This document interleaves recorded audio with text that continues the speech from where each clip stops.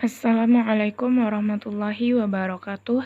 Nah, di video kali ini kita akan membahas tentang teorema fungsi Lipschitz, yaitu tepatnya pada teorema 5.4.5 dan 5.4.6 yang terdapat pada buku Robert J. Bartle.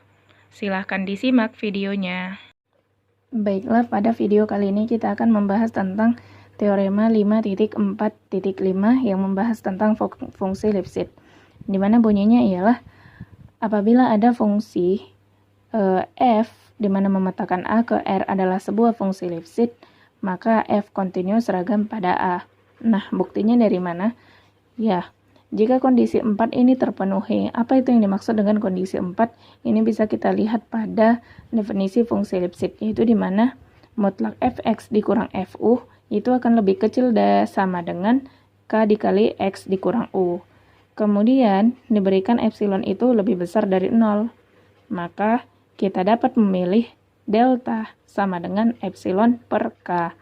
Jika x, u itu elemen a memenuhi mutlak x dikurang u kecil dari delta, maka mutlak fx dikurang fu akan lebih kecil dari k dikalikan epsilon per k.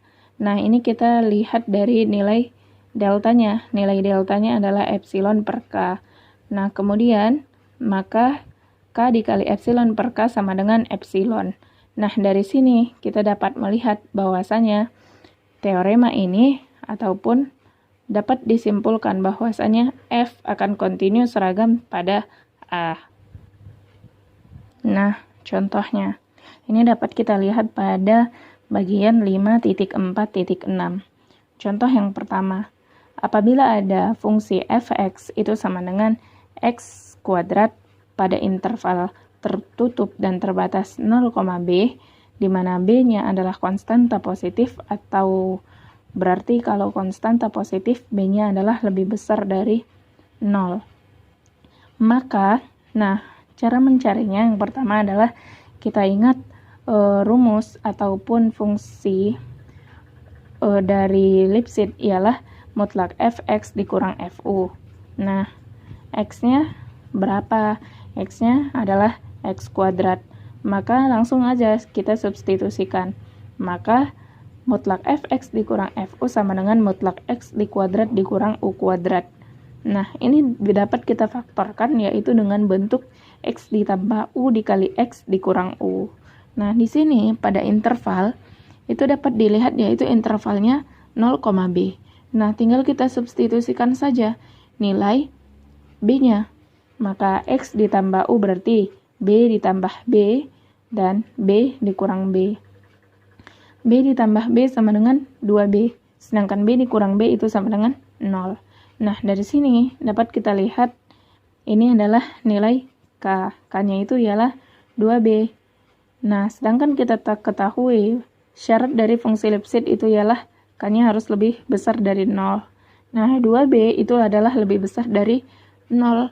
Maka fungsi ini adalah fungsi Lipschitz. Nah, selanjutnya, apakah fungsi ini Lipschitz juga pada interval 0, tak hingga? Nah, ternyata fungsi ini tidak Lipschitz pada 0, tak terhingga.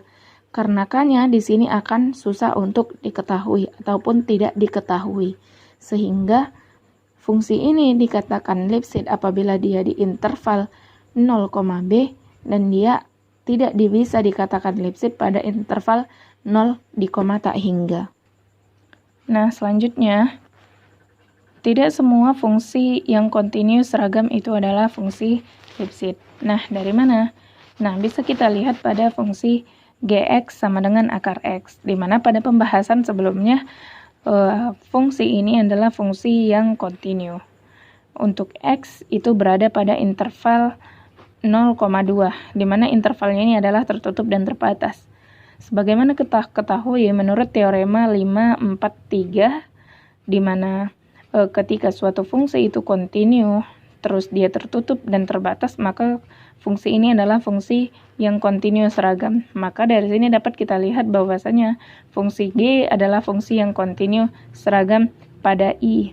Nah, selanjutnya apakah dia Lipschitz? Nah, yang pertama harus kita ingat adalah suatu fungsi itu dikatakan Lipschitz apabila dia k-nya akan lebih besar dari 0. Nah, langsung saja kita substitusikan. Mutlak Gx dikurang G0 sama dengan mutlak. Nah, kita substitusikan.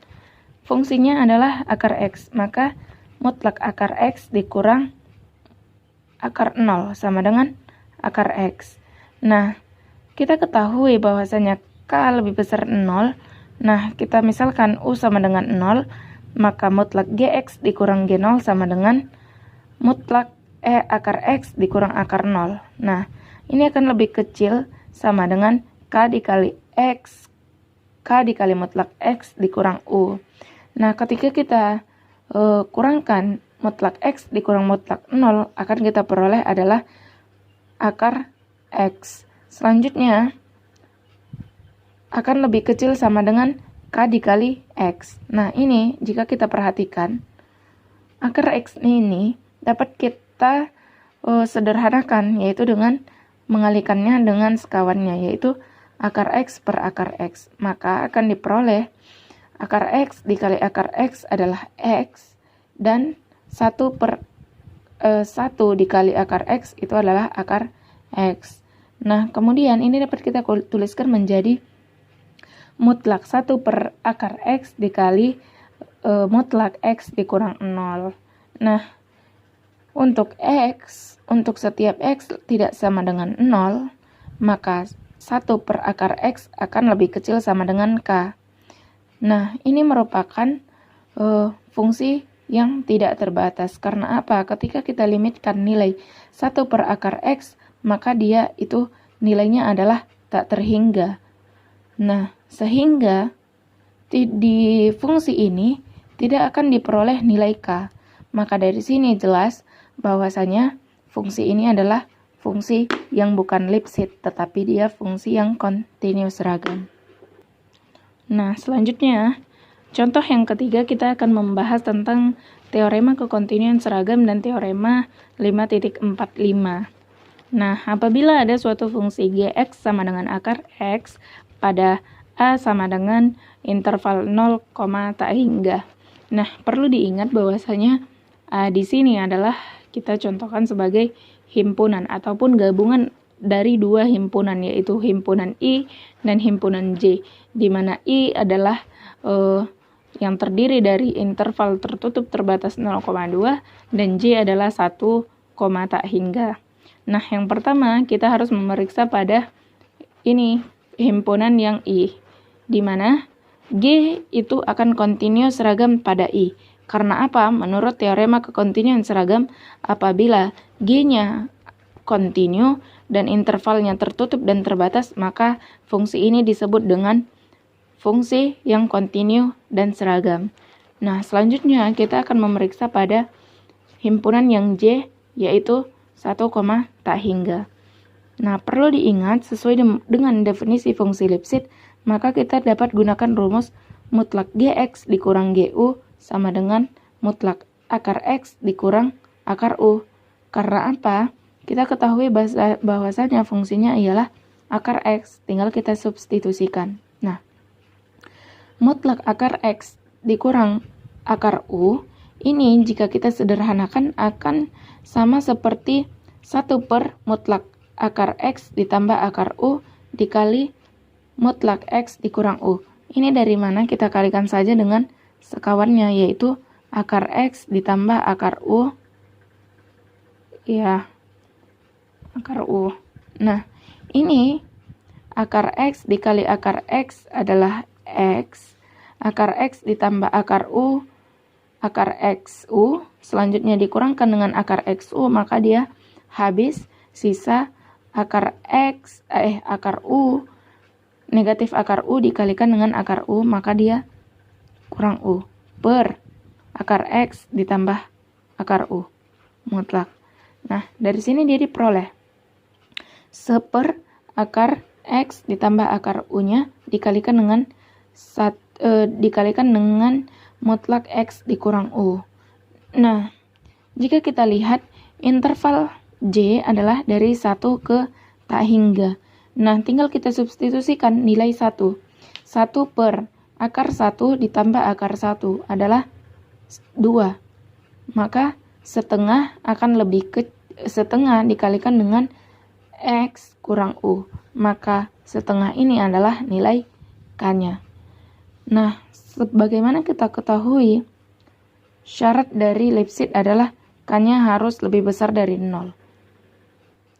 Nah, jika kita lihat setengah itu lebih besar daripada 0, maka fungsi ini merupakan fungsi yang Lipschitz. Nah, jadi teorema 545, G kontinu seragam pada interval 1, tak hingga. Karena apa? Karena fungsi ini adalah gabungan antara fungsi Gx sama dengan akar X yang pada interval A, di mana A itu adalah gabungan himpunan antara I dan J, maka G kontinu seragam pada A. Okay, thank you for watching this video. Don't forget to like, share, and subscribe. Assalamualaikum warahmatullahi wabarakatuh.